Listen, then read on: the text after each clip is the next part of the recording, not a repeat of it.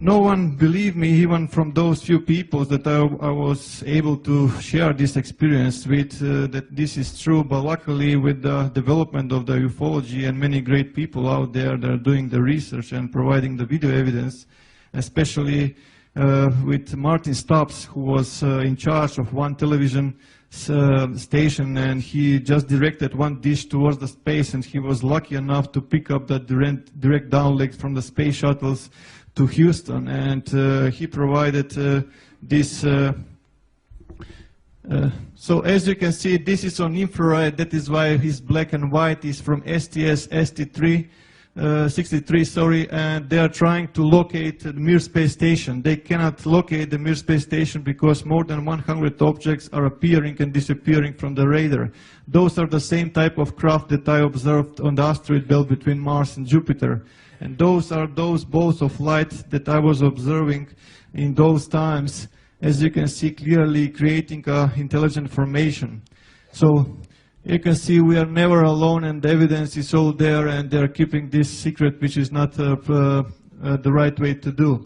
Every time that when there is a storm, you can be completely sure that there are more than 200 objects above the sky charging from the released energy from the thunderbolts. Exactly the same as we go with our vehicles into the petrol station to refuel. They are refueling their propulsion systems with this organ energy which is discharged from the thunderbolts. So this led to the direct contact with the extraterrestrial races. Many of those contacts were positive and beautiful, but some of the contacts were extremely aggressive. I got in conflict with certain races, one of which was the Gray Collective, and I can confirm that we have a presence from both polarities, both positive and both negative.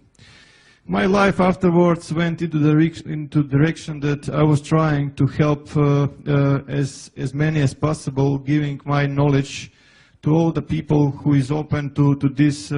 Like I mentioned in the beginning, I just developed a special relationship with every student of mine, and I was trying to help him as much as possible to achieve the same. So in my perspective, this is the way. We have to go back to the nature, and we have to unite with that energy, understand that energy, and how to direct this energy.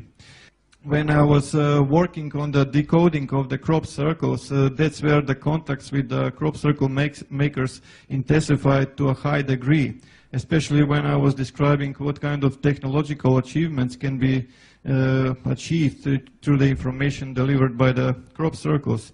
So as you can see here, those balls of light are everywhere, and from the Sri Yantra there is a huge ball of light everywhere. Every time when I was actually working on this, for example, this is one group that I worked in Melbourne. As you can see, those orbs are everywhere. Please pay attention to this region here. You will see one of those balls of light penetrating. It's completely intelligent, as you can see, and they're following me all the time, and the progression that is made.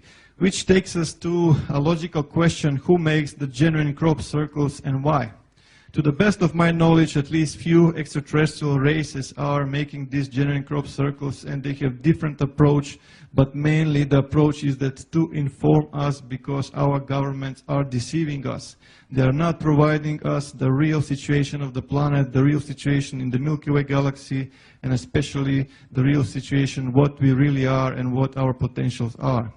So, to the best of my knowledge, as you can see, more than 20,000 crop circles are delivered, and usually the question that comes to me is where they're coming from. They're coming from many dimensions, and they live on many places, even in physical dimension, even in other dimension, but as you can see, they're using this like a portals.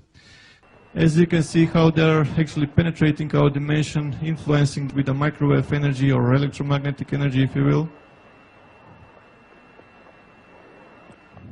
Once again.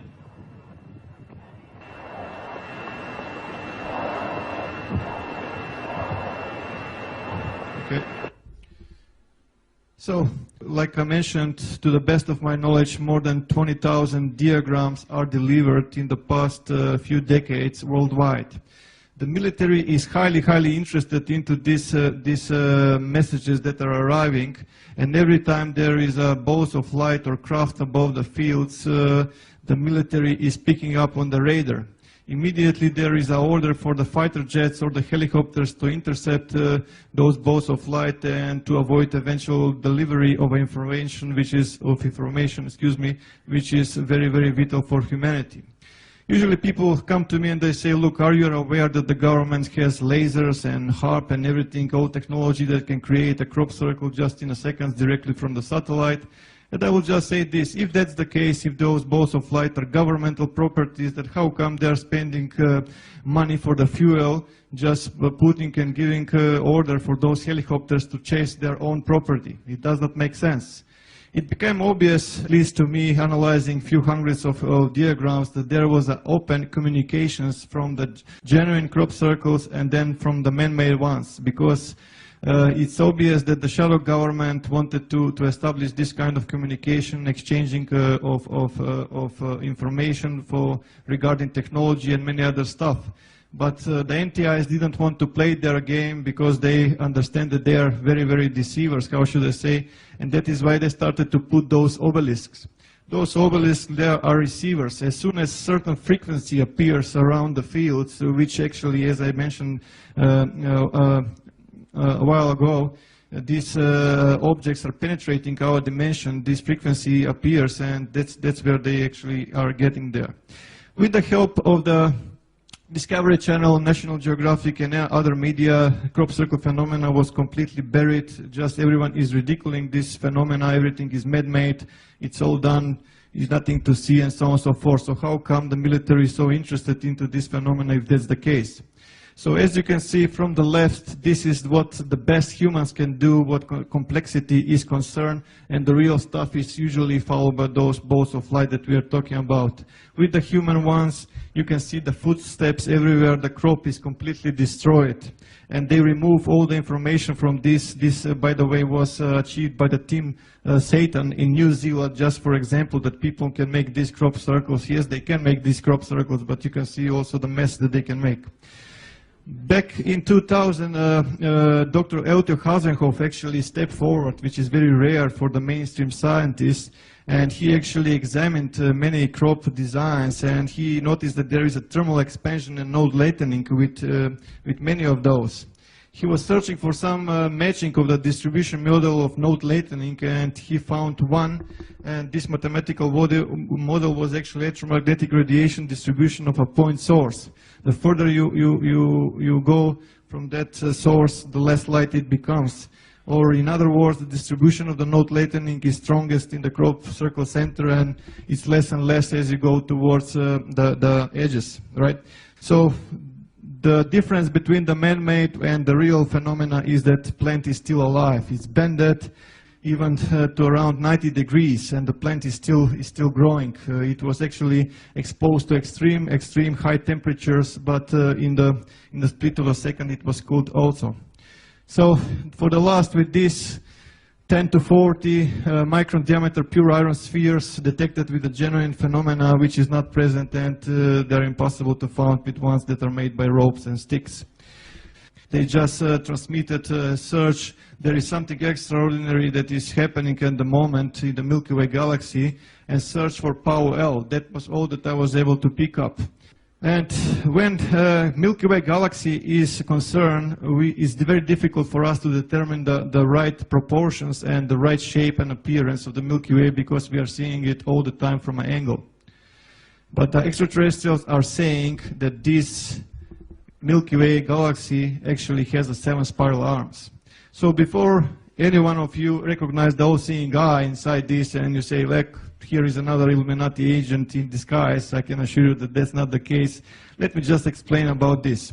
I asked the NTIs about what this thing is, and they said this is neither positive, neither negative. It's just simply energy, and the contact which is made actually is polarizing this energy. For the Illuminati, it's meaning something else, but also there is another side of the coin.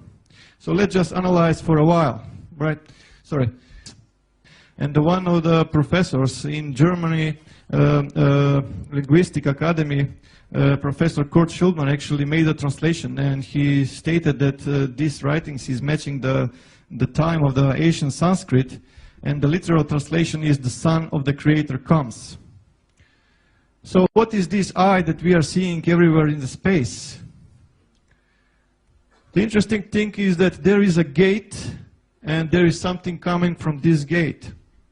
They are referring to the Sagittarius A star, which is a code name for the supermassive black hole in the Milky Way galaxy center.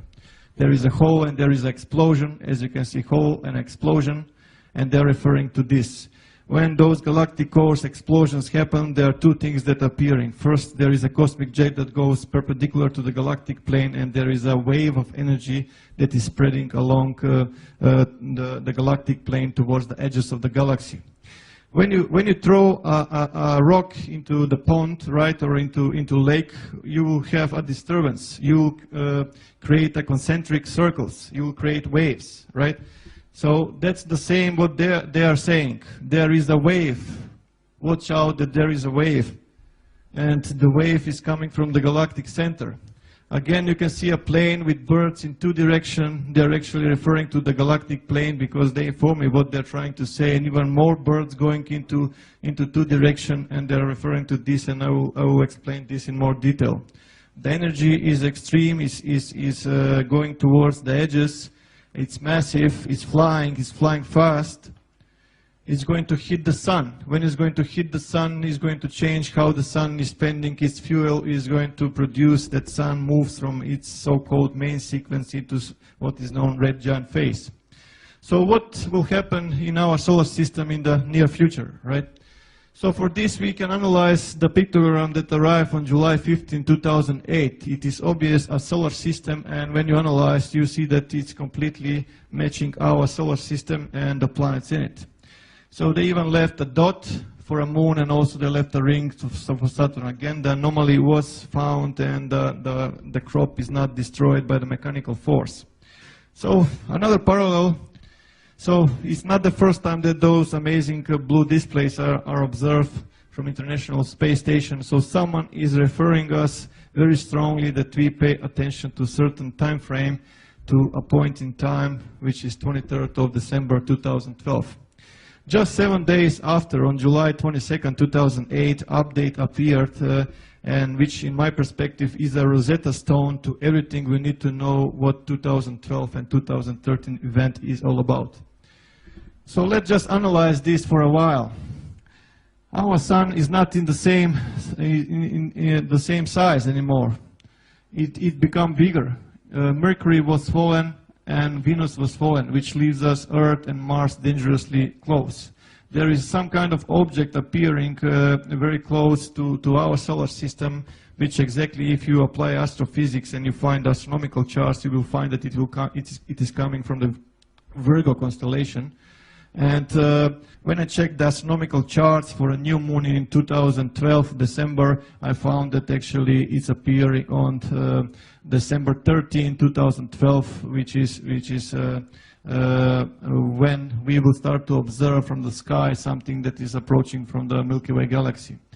And down further, we can see different symbology here, a Milky Way galaxy with the depicted galactic plane, cosmic snake, cosmic kundalini, or nexus, or whatever suits your terminology, snail, spiral, again a new moon, and two stars in the Ficus star constellation, which is very close to the sun in that particular time. But sun changing size, is that possible? Definitely it is. This is just a small example of the life of a star. From the stellar nebula, from the gravity, we get two types of stars, average star and a massive star. Average stars is the type of star that our sun is at the moment, which is a yellow dwarf type of star. Yellow because of the color of the surface, and dwarf because it's a small for a star.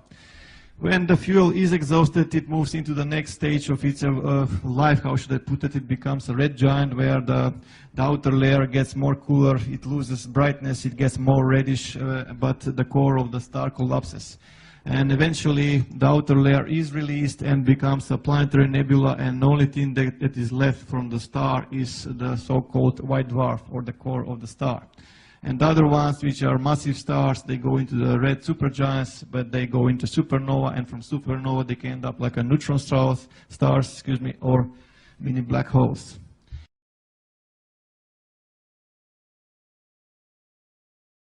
Mission Control Houston, we are using the payload bay cameras right now to hopefully catch a glimpse of the Russian space station Mir as it performs an on-orbit burn.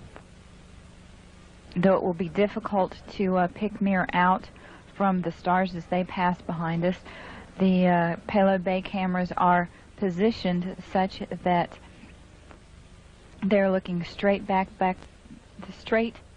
behind the orbiter, where the Mir is flying at about 850 nautical miles behind us.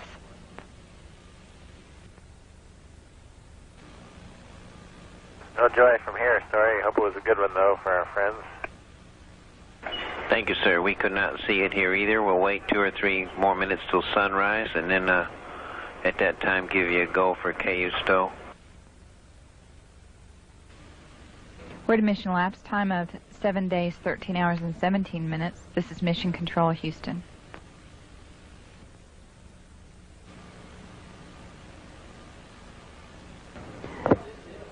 The Mir space station is now visible on the far left-hand side of the screen, about an inch from the bottom of this particular picture.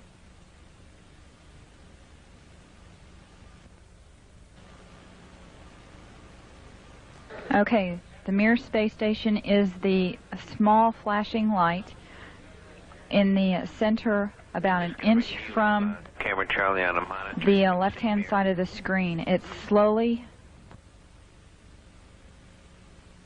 Tally ho on the camera. It is slowly moving closer to the left-hand side, and is has a very light flashing to it. We think on the middle of the screen, way to the left-hand side.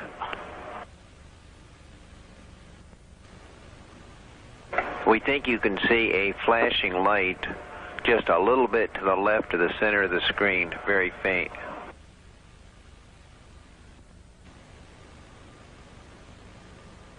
Yeah, we do see something flashing visually, but we're not sure that might be...